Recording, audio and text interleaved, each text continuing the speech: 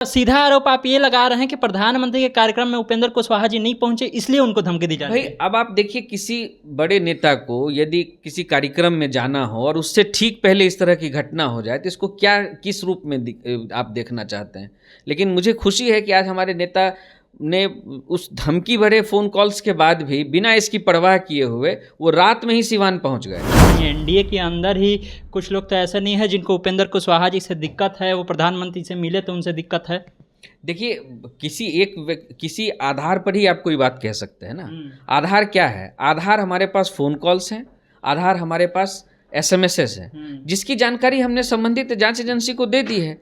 और बिना कोई जानकारी के, बिना कोई पुख्ता सबूत के किसी एक का भी नाम लेना, चाहे वो किसी भी दल का हो, ये मेरे नेता शुचिता की राजनीति करते हैं और हम लोग उपेंद्रवादी हैं, उपेंद्र बाबू के विचारों को स्वीकार करते हैं, तभी इस पार्टी में आते हैं, इसलिए हम भी किसी का नाम नहीं लेंगे। ये जांच का विषय है और जांच जरूर हो जानी चाहिए, ये जांच बहुत पुख्ते से हो जानी चाहिए। इस पर हम बार बार ये सवाल उठा रहे हैं कि वो आदमी अभी 12-14 घंटा बीत गया, वो बाहर कैसे घूम रहा है।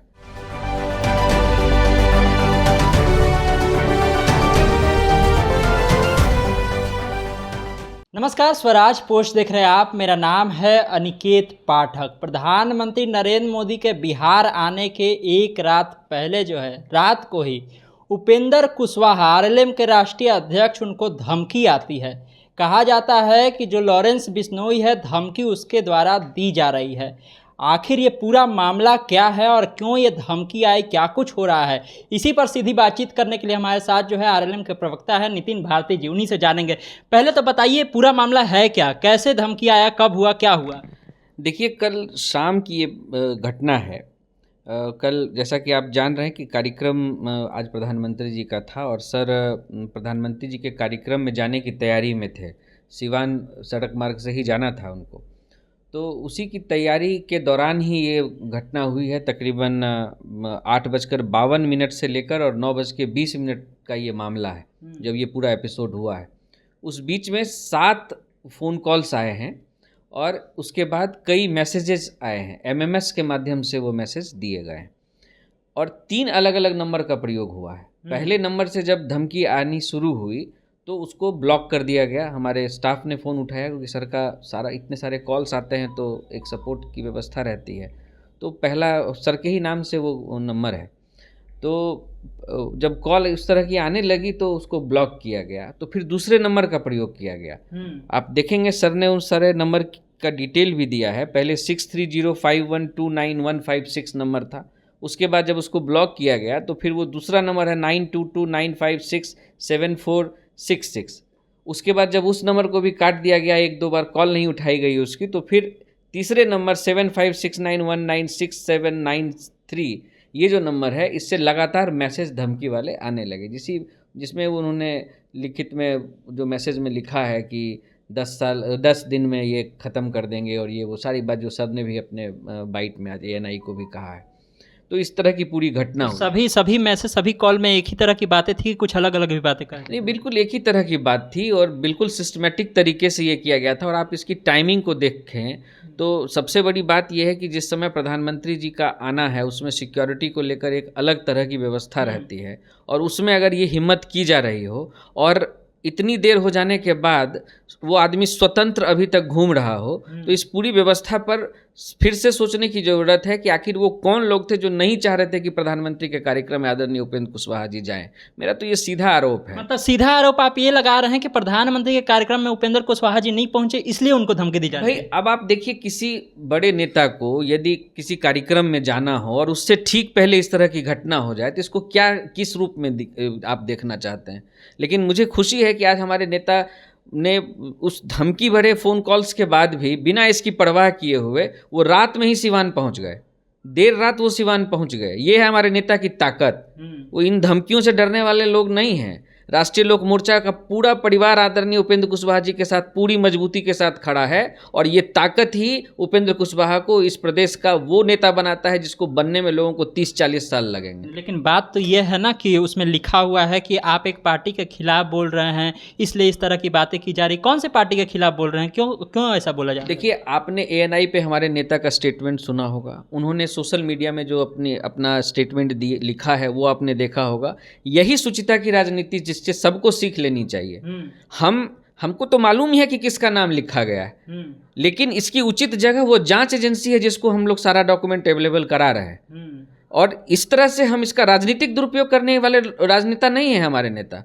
उन्होंने ये कहा है, उन्होंने स्पष्ट रूप से ये लिखा वहाँ कि एक पार्टी विशेष, वो नाम भी ले सकते थे, लेकिन इसकी पूरी जांच जब तक नहीं हो जाती है, जब तक पूरा मामला सामने में नहीं आ जाता है, हम लोग उस तरह की ओछी राजनीति करने वाले लोग नहीं हैं। मतलब लॉरेंस बिश्नोई का केवल नाम था, कोई राजनीतिक पार्टी है जो धमकी दिलवा रही है? देखिए, लॉरेंस बिश्नोई था या नहीं था यह भी तो जांच का विषय है। जो बात हमारे सामने आई है हूबहू सर ने अपनी बात रखी है, और जो बात जहाँ जिस जांच एजेंसी के माध्यम से ये इसकी जांच होनी है, वहाँ विस्तृत रूप से इसकी, जैसे एसएमएस है, ये है, उसका स्क्रीनशॉट्स है, ये सब जांच एजेंसी को दिया जा रहा है।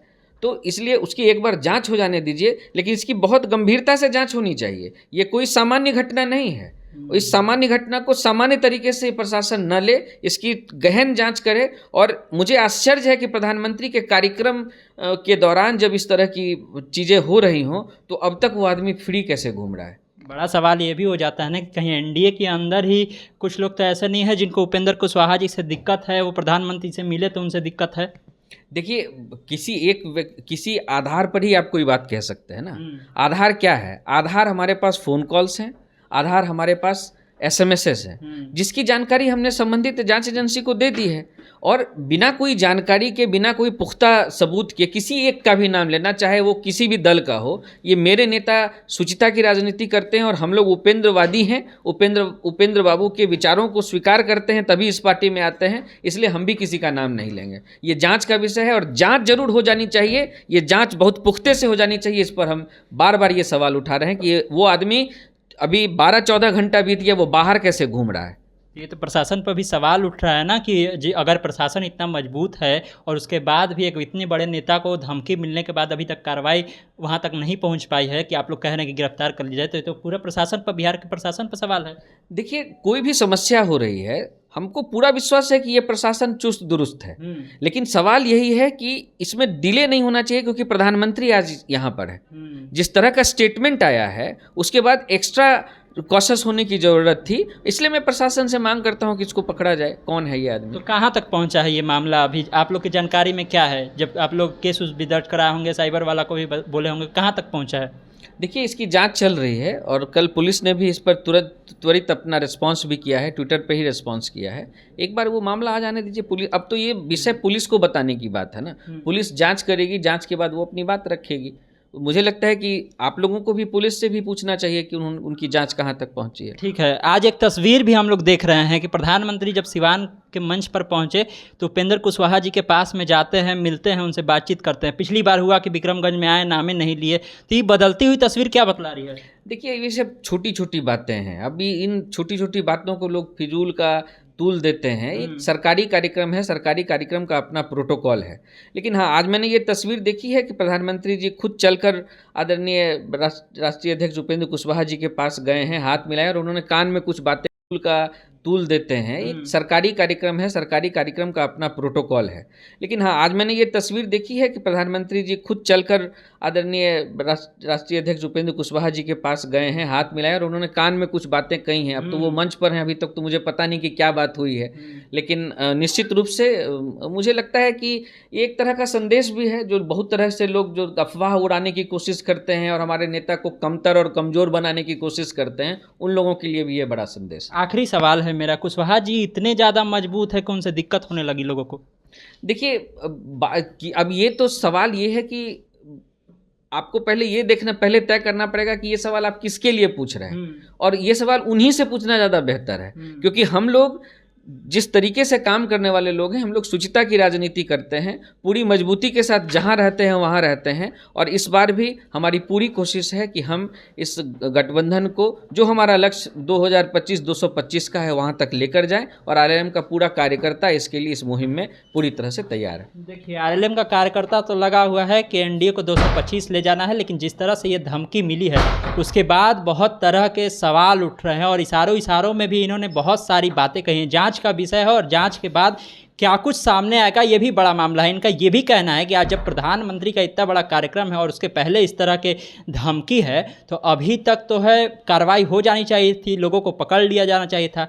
आगे क्या कुछ होगा इस मामले में हम पूरी नज़र बनाए हुए हैं और आपको स्वराज पोस्ट पर हर अपडेट भी देते रहेंगे। आप इसी तरह स्वराज पोस्ट से जुड़े रहिए। यूट्यूब पर देख रहे हैं, हमारे चैनल को सब्सक्राइब कर लीजिए, फेसबुक पर दे रहे हैं, फेस पेज को लाइक कर लीजिए। धन्यवाद, नमस्कार।